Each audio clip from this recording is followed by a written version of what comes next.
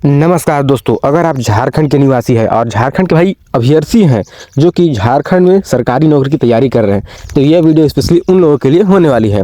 क्या आप भी सरकारी नौकरी का सपना देख रहे हैं? तो ठहर जाइए, क्योंकि रांची यूनिवर्सिटी से एक ऐसी खबर आई है जो आपके होश उड़ा देगी। एक झटके में 642 पदों को हमेशा के लिए ख़त्म कर दिया गया है। ये पद कौन से होने वाले हैं और आखिरकार ये हुआ क्यों, हर एक चीज़ के बारे में भी चर्चा करेंगे। तो आप लोग वीडियो को बिल्कुल भी स्किप मत करना। अब यहाँ सरकारी कर्मचारी नहीं बल्कि आउटसोर्स यानी प्राइवेट हाथों में ये काम होगा। आखिरकार ऐसा सरकार ने क्यों किया और कौन कौन से वो पद हैं जो अब इतिहास बन चुके हैं, चलिए जानते हैं इस वीडियो में पूरी डिटेल से कि आखिरकार ये खबर है क्या और ये किसके लिए फ़ायदेमंद होने वाली है, किसके लिए नुकसान होने वाली है। तो आप लोगों को मैं यहाँ पे सबसे पहले एक पेपर कटिंग दिखाऊंगा जो कि न्यूज़ आज आया हुआ है।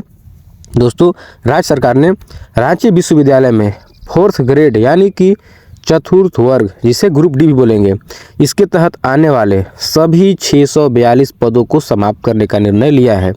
इसका मतलब क्या है?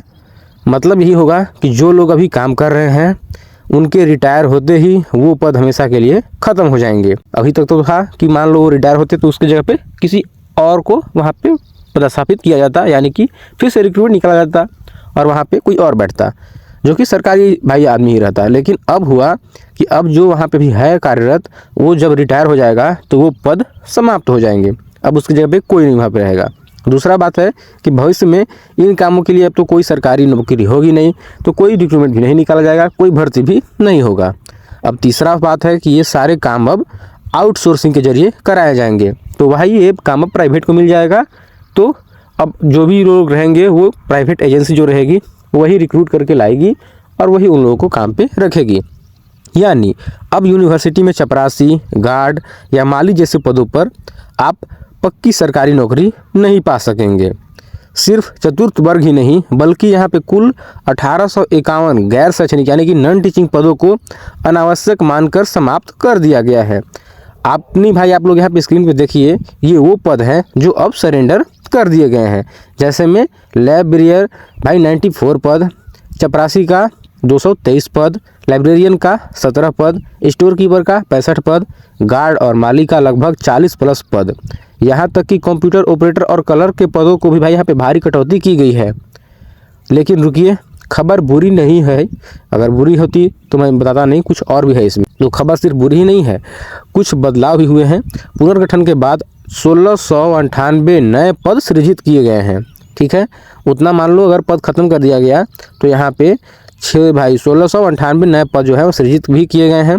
लेकिन यहाँ एक पेंच होने वाली है। अब पेंच क्या है? अब अगर आपको यूनिवर्सिटी में क्लर्क या किसी गैर शैक्षणिक पद पर भर्ती होना है तो कंप्यूटर का ज्ञान अनिवार्य यानी कि मैंडेटरी कर दिया गया है। साथ ही ये नियुक्तियाँ यूनिवर्सिटी खुद नहीं करेगी बल्कि झारखंड कर्मचारी चयन आयोग यानी कि JSSC के माध्यम से होगी। यानी अब सिफारिश नहीं, सिर्फ काबिलियत देखी जाएगी। मैंने पहले भी बताया था कि JSSC रिक्रूटमेंट भाई निकाल रही है और JSSC रिक्रूटमेंट निकाल रही है तो JSSC के अंडर में ही सारे पद निकाले जाएंगे। सभी कॉलेज यूनिवर्सिटी में जो भी 4th ग्रेड के पद हैं वो सब JSSC ही निकालेगी। ठीक है, तो सरकार का कहना है कि ये कदम यूनिवर्सिटी को आधुनिक बनाने और खर्च कम करने के लिए उठाया गया है।